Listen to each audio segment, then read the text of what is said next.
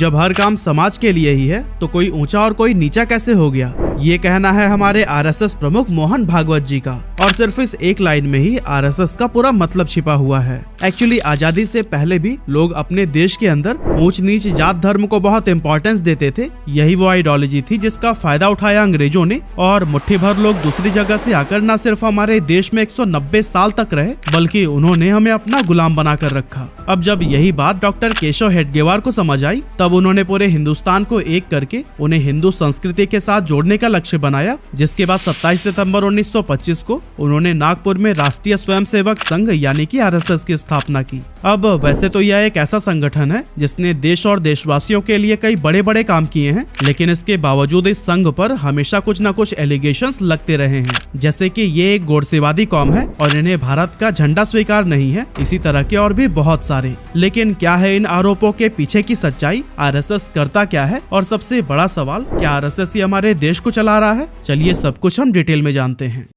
अब दोस्तों, वैसे तो इस संघ की शुरुआत आजादी से 20 साल पहले नागपुर शहर में डॉक्टर केशव हेडगेवार ने की थी, लेकिन उस टाइम जहां इसमें सिर्फ 5 लोग ही थे, वहीं आज के टाइम पर इस संघ के पूरे देश भर में 1 करोड़ से भी ज्यादा मेंबर्स हैं। और इस संघ के प्रमुख को सरसंघ चालक कहते हैं, जो कि आज तक की हिस्ट्री में कुल 6 लोग बन चुके हैं। और फिलहाल इस पोजीशन पर मोहन भागवत जी मौजूद हैं। लेकिन चलिए अब हम बात करते हैं कि आखिर आरएसएस की विचारधारा क्या है, कैसे यह संघ पूरे देश को एक साथ जोड़ने का काम करती है। तो दोस्तों, असल में यह संघ अखंड भारत की बात करता है, ऐसा भारत जो एक हो और एक ही विचारधारा में बंधा हुआ हो। संघ में किसी देवी देवता की पूजा नहीं की जाती, बल्कि उनके लिए सबसे ऊपर उनका ध्वज है और सभी मेंबर्स उसी को ही प्रणाम करते हैं। इसी झंडे के नीचे ही संघ के सभी फैसले और संकल्प लिए जाते हैं और ध्वज की प्रार्थना के बाद ही शाखा की कोई गतिविधि शुरू होती है। स्वयंसेवक इसी के नीचे ही एक्सरसाइज से लेकर बौद्धिक चर्चा तक करते हैं। लेकिन सवाल यह है कि भगवा ध्वज को ही संघ ने अपने ऑर्गेनाइजेशन में सबसे ऊंची जगह क्यों दी है? असल में एक झंडे को अपना प्रमुख बनाने का मकसद हर तरह के करप्शन से संस्था को दूर रखना है। साथ ही भारत या फिर कई दूसरे देशों में ऐसे बहुत सारे रिलीजियस या स्पिरिचुअल ऑर्गेनाइजेशंस हैं जिनके फाउंडर्स को गुरु मानकर उन्हें पूजने की परंपरा है। लेकिन डॉक्टर हेडगेवार संघ में ऐसा नहीं चाहते थे, इसीलिए उन्होंने भगवा ध्वज को ही सबसे ऊपर रखा।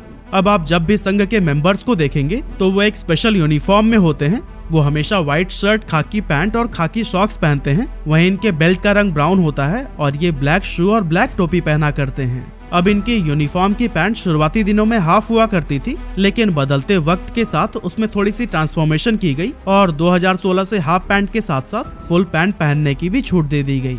तो दोस्तों, अब हम बात करते हैं कि आरएसएस आखिर काम कैसे करता है। तो दोस्तों, असल में इस ऑर्गेनाइजेशन का मेन काम लोगों को ऑर्गेनाइज करना, उनको पावरफुल बनाना और उनके लाइफस्टाइल में सुधार लाना है। इस काम को आसानी से करने के लिए संघ की ब्रांचेस खोली गई हैं, जिसके जरिए हर जगह पूरे देश के लोगों से डायरेक्टली कनेक्ट किया जा सकता है। संघ जिसकी शुरुआत नागपुर में सिर्फ 5 लोगों के साथ की गई थी, आज 42,613 अलग अलग जगहों पर इसकी करीब 68,000 शाखाएं हर रोज चल रही हैं, जो कि पब्लिक प्लेसेस पर लगाई जाती हैं। हर शाखा में एक हेड टीचर होता है, जिसका काम बुजुर्गों को फिट रखने के लिए उन्हें एक्सरसाइज सिखाना, बच्चों को गेम खिलाना और भारतीय संस्कृति के बारे में लोगों को एजुकेट करना रहता है, ताकि उनकी मेंटल एंड फिजिकल हेल्थ में पॉजिटिव बदलाव आ सके। इन शाखाओं को सुबह और शाम के समय लगाया जाता है, लेकिन ट्रेडिशनली सुबह और शाम को लगने वाली शाखाओं में मोहल्ले के बच्चे और युवाओं की संख्या काफी कम होती है। इसीलिए ऐसे यूथ जो नौकरी करते हैं या फिर किसी काम में फंसे हुए रहते हैं, उन्हें भी अपने साथ जोड़े रखने के लिए अब छुट्टी वाले दिन भी 1 घंटे शाखाएं चलाई जा रही है।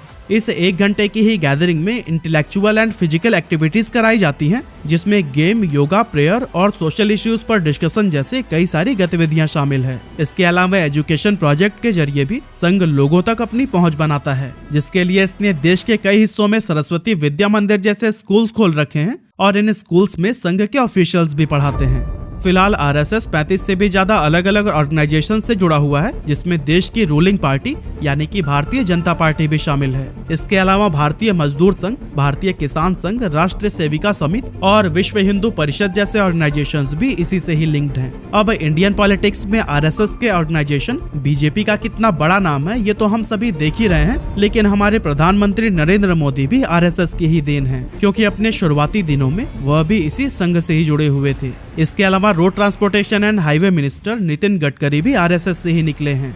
आज इस संघ से जुड़े लोग बहुत ऊंचे ऊंचे पोजीशंस पर बैठे हुए हैं और इस देश की तरक्की में अपना कंट्रीब्यूशन दे रहे हैं। इसीलिए ही आरएसएस को लेकर यह भी कहा जाता है कि यही संस्था पूरे देश को चला रहा है। आरएसएस में महिलाएं मेंबर नहीं बन सकती हैं, इसी वजह से उनके लिए एक अलग से ऑर्गेनाइजेशन बनाया गया जिसका नाम है राष्ट्र सेविका समिति। इसमें संघ देश की औरतों को जोड़ने का काम करता है, उन्हें योगासन सिखाए जाते हैं और सांस्कृतिक ज्ञान दिया जाता है। इसके अलावा आरएसएस मुस्लिम और सिख जैसे रिलीजन्स को भी जोड़ने में सफल साबित हुई है, जिसके बारे में हम आगे इसी वीडियो में ही बात करेंगे। इसके अलावा साल 2001 में आरएसएस ने सेवा भारतीय नाम के एक ऑर्गेनाइजेशन को बनाया था, जिसका लक्ष्य भूकंप, सुनामी, बाढ़ या किसी भी तरह की आपदा में फंसे लोगों तक मदद पहुंचाना और उन्हें मुसीबत से बाहर निकालना है। अब दोस्तों, जब से देश में आरएसएस की नींव पड़ी तभी से कई लोग इसके खिलाफ हो गए और इसकी विचारधारा को गलत बताने लगे। इन आलोचकों में देश के पहले प्रधानमंत्री नेहरू जी भी शामिल थे, जिन्हें यह संघ बिल्कुल भी रास नहीं आता था। लेकिन इंडो चाइना वॉर के दौरान कुछ ऐसा हुआ जिससे नेहरू जी भी संघ की तारीफ करने से खुद को नहीं रोक पाए।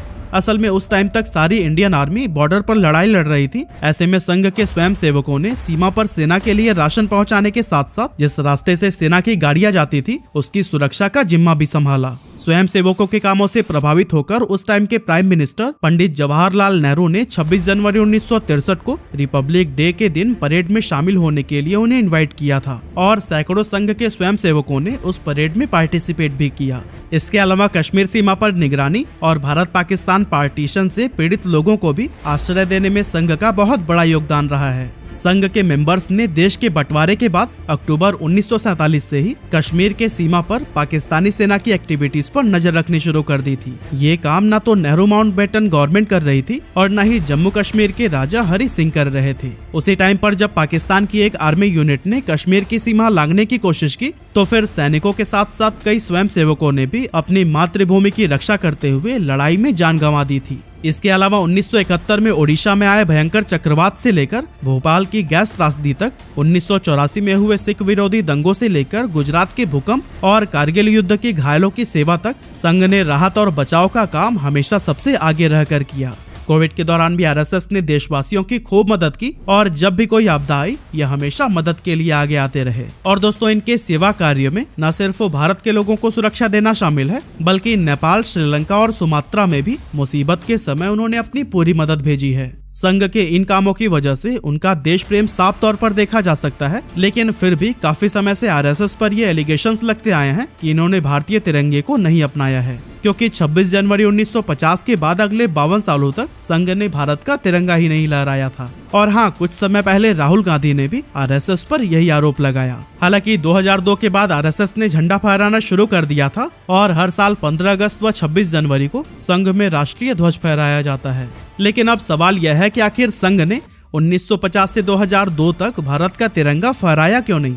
अब दोस्तों, आजादी के समय से लेकर आज तक लगभग हर चीज में कुछ न कुछ बदलाव जरूर आया है और इस बदलाव का असर आरएसएस की आइडियोलॉजी पर भी देखने को मिला है। जब आरएसएस की शुरुआत हुई थी तो उस समय उनकी विचारधारा देश को एक संस्कृति में बांध कर रखना था ताकि उन्हें कोई और भी गुलाम न बना सके। लेकिन जब इंडिया के 2 टुकड़े हुए और पाकिस्तान एक मुस्लिम देश के रूप में जाना जाने लगा, तब संघ चाहने लगा था कि इंडिया को भी हिंदू राष्ट्र घोषित कर दिया जाए।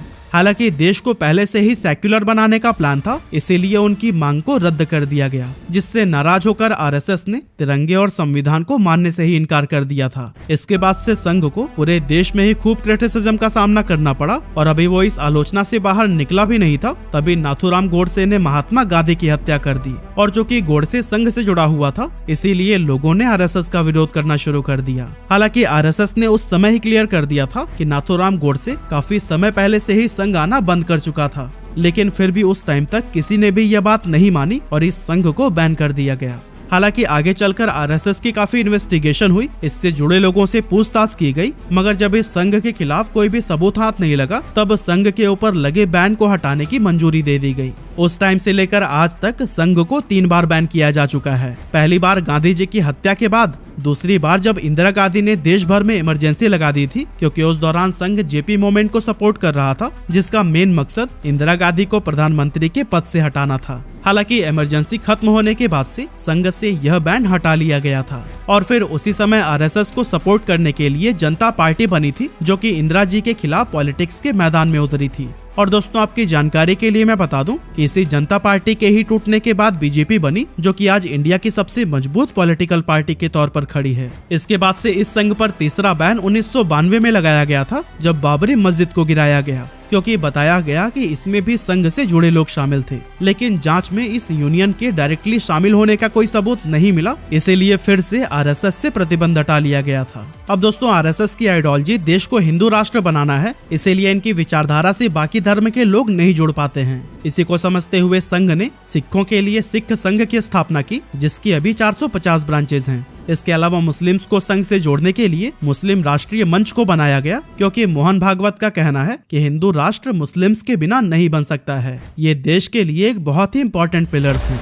इसी तरह की बदलती सोच के साथ आज आरएसएस का एक्सपेंशन और भी ज्यादा तेज हो गया है, और पहले जहां इसे सिर्फ हिंदू धर्म से ही जोड़कर देखा जाता था, आज हर धर्म के लोग ही इससे कनेक्ट होने की कोशिश कर रहे हैं। करेंटली संघ का क्रेज युवाओं में लगातार बढ़ रहा है। आरएसएस के दावे के मुताबिक 2017 से लेकर 2022 तक 7 लाख से ज्यादा लोगों के संघ में शामिल होने की रिक्वेस्ट रिसीव हुई है, जिसमें 20 से 35 साल की उम्र वालों की संख्या सबसे ज्यादा है। और दोस्तों युवाओं के बढ़ते इंटरेस्ट की वजह से ही संघ और भी ज्यादा मजबूत होता जा रहा है। वैसे इस संघ के बारे में अगर आपको भी कुछ कहना है तो फिर हमें कमेंट बॉक्स में जरूर लिखिएगा।